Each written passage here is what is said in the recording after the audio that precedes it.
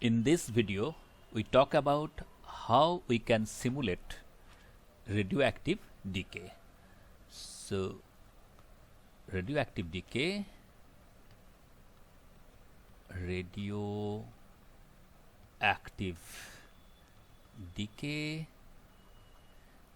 with the help of random numbers and of course in Python. Okay, so basically we have solved reactive decay equation.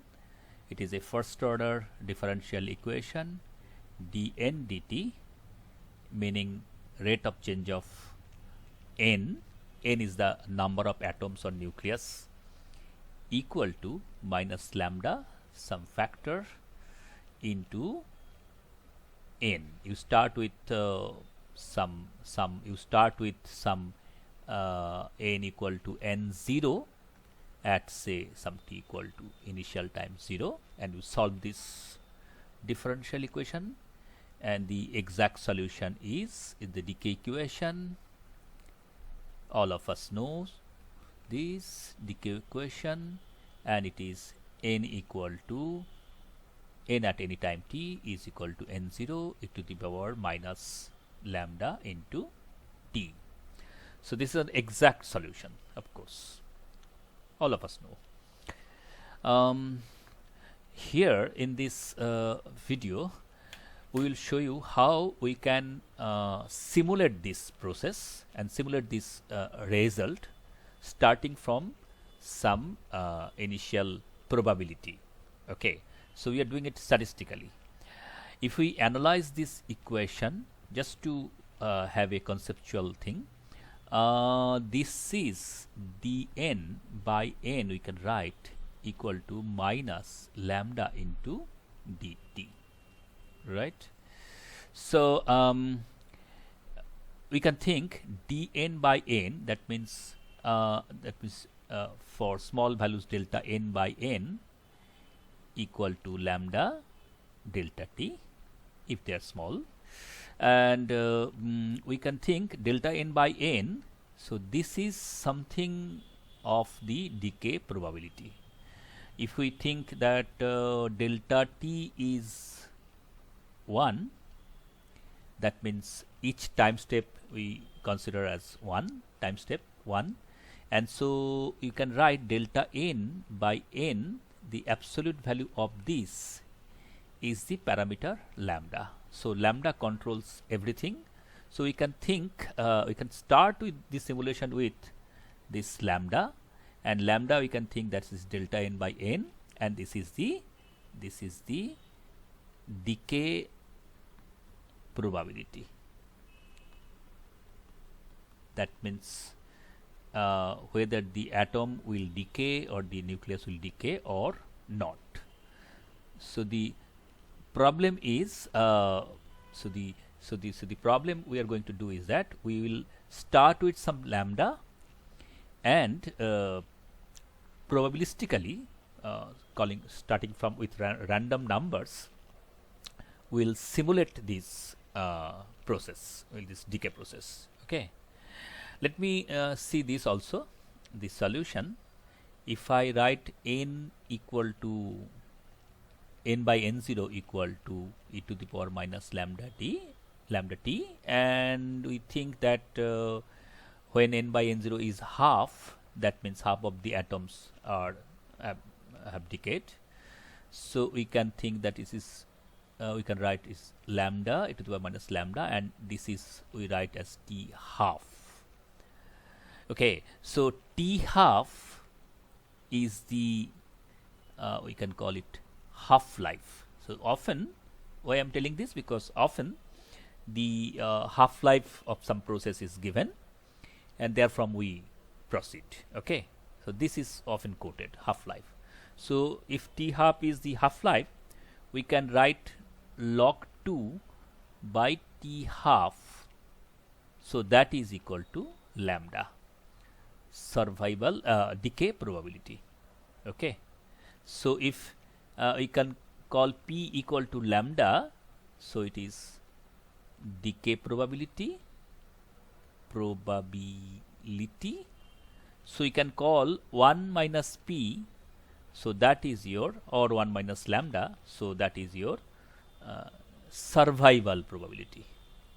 Survival probability.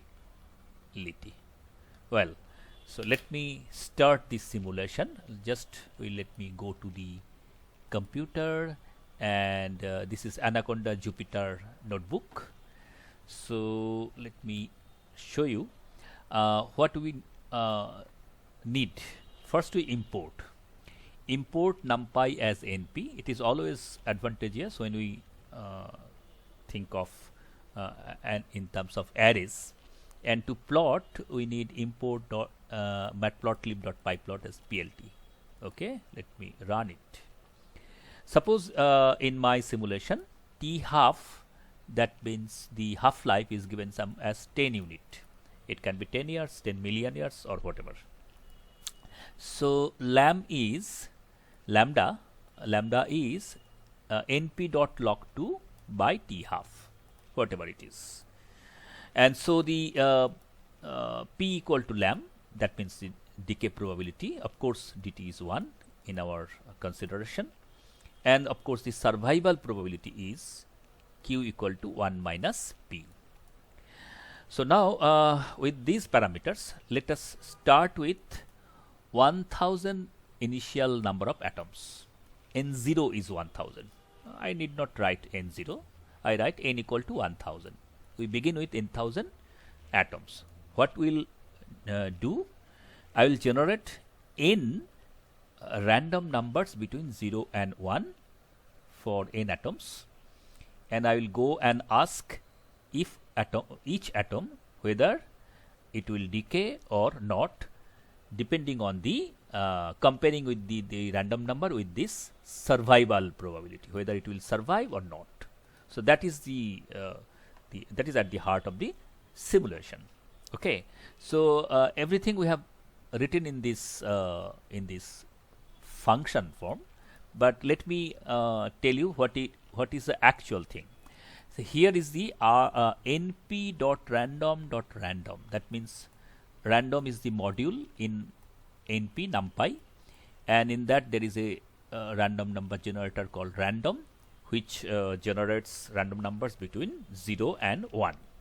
And in bracket I have written as only capital N. That means it will create 1000 random numbers.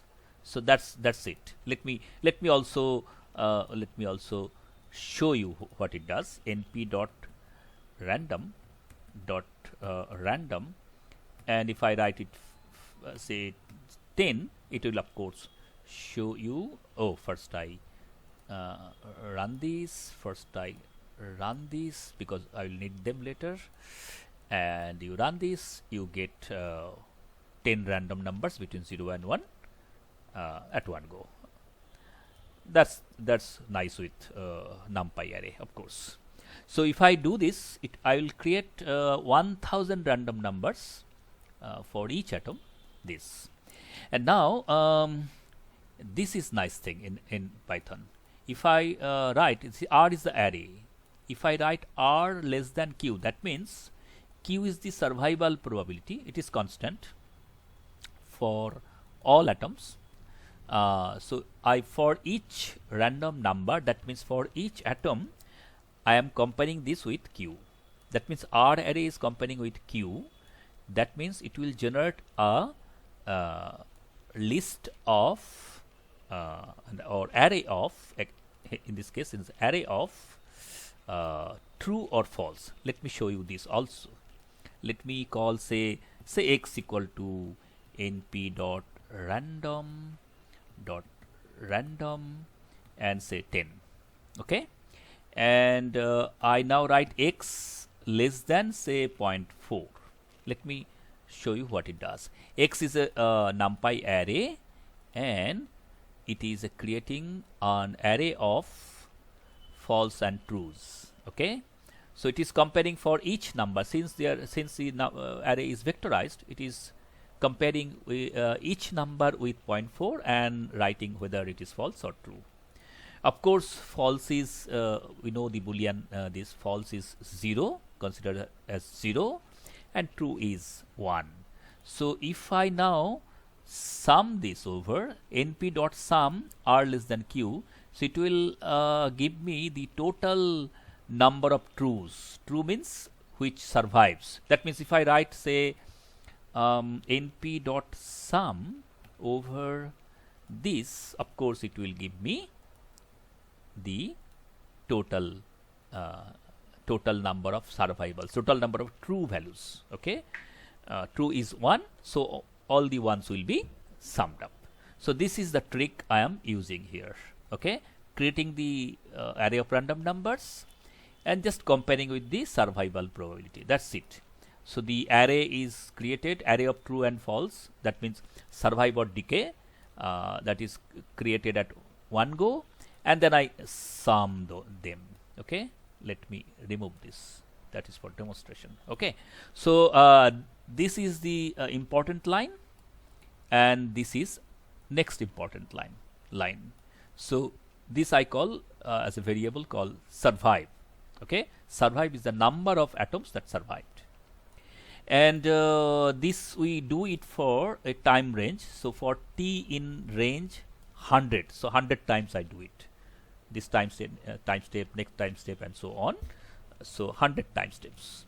Well, and we, before this time loop, I have created one population equal to empty list. That means I am actually collecting the numbers who are surviving. So I am writing this as population dot append and this survive. That means number of survival at this time step. Of course, for the next time step, the n will also increase, will change. So n has to be upgraded because n will be now the number of atoms that survive.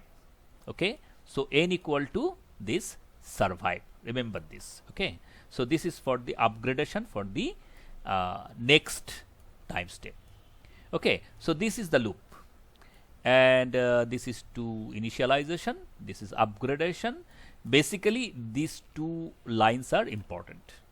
Well, and at the end we return the I think it will be population. It will be the population. So population is the list of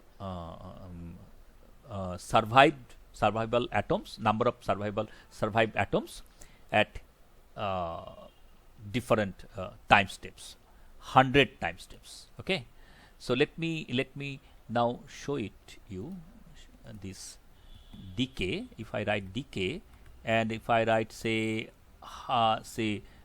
10 for example, or say 1000 for example. Okay, n is 1000. Okay, so oh, it is, I have to run it, right?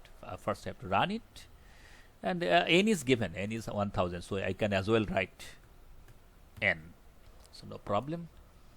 That n is global n, outside. Okay, inside inside this n I am changing, that will not affect this n, of course, you know it. So I have the list of numbers from 1000. It is now next time step, it is 924, then it's 62. These are all the number of survived atoms, the atoms which survived. Okay, so let me remove this.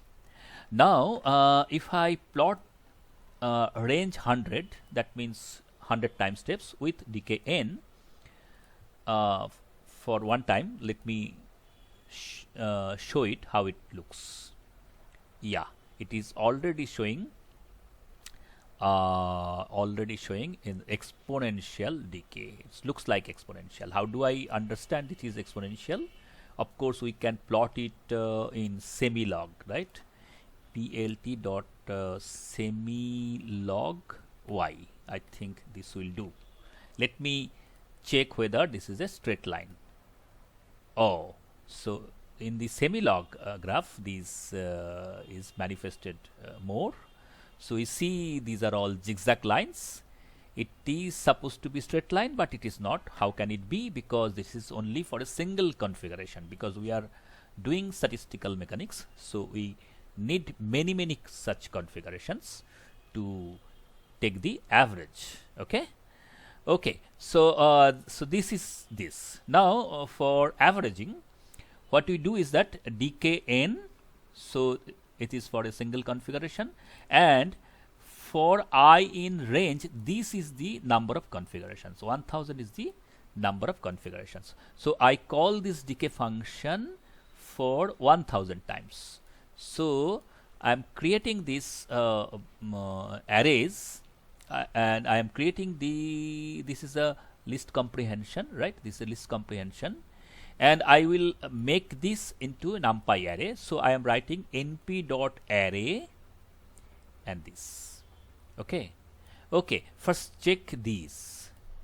First check these. If I write say what it is, if I write decay n, and for I in range say for example, say let me call it say 10, and n is say I call it say, here also I call it say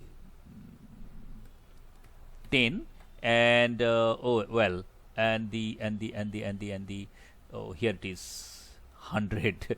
So let me show you for 10. Let me first show you for 10 only, and I show it this just to demonstrate. Yes, so 10 is the time steps, 1 2 3 4 5 6 7 8 9 10, and these, let me start with 20, then it will be okay to understand. So the number of atoms to start with is 20. Okay, and we have 10 such configurations, or maybe say I can call 5 such configurations. Let me call it say 5 such configurations, 1 2 3 4 5, and this is one configuration of 10 time steps, because in the this function I have changed it to 10 just to demonstrate. Okay, I put it back 10 100. Okay, well, so what I'll do is that this is at one go, if I write this way, dkn for I in range 1000, and I make it is numpy array, so it will be easy to handle because it will be 2D numpy array then, and this first column or the 0th column is the first time step, then the next column is the next time step, next column is the next time step, and all the rows are for different configurations. So what we do is that np.array of these things, I'll take the mean value of those quantities, mean of the first column, second column, third column, that means the configuration average. So I call it, I take np.mean, and inside that I put everything, but I write axis equal to 0. If I write np.array for this demonstration, and it will be this np.array. If I now write np.min, and then you have axis, right, axis equal to 0, that means average of these, average of these, average of this, and you will have 10 such things. Okay, so this is the first time, second time, step, third time step, and etc, etc. Okay, so that is exactly I am doing here. So let me remove this. So np.min and axis equal to 0, and we do the similar thing, same thing, and it is, I'm doing the standard deviation. We may not have to write this twice, we can create once, and then we do the same, exactly the same thing, np.std, that means it will calculate the standard deviations between different configurations, and axis equal to 0. Axis 0 means, you know, it is up down, and the axis 1 is right left, right, for 2D numpy array. So let me go back and do it again because I have changed something. I don't know what and where. Okay, to be on the safe side, I do it again. Yes. So it is taking little time. Okay, done. So mean decay is done, standard deviation of decay is done. Let me check this first in normal plot. So it is range 100 and range 100 and the mean decay, and I plot with circles, and this is the exact solution: n star np.exp minus lambda into TO. Okay. Then I have to write t equal to beta. It is right, range 100. Then I can of course write. It is easy to do t and then it is t. So this is the simulation result, and this is the exact formula, and so this is the that means exact. This will be an array because t is a range, and np dot exponential is the numpy function, so it will create an exact array of values. So this is the exact plot. So let me plot both of them. Yeah, so it is reasonably good. Now we plot it in Semilog.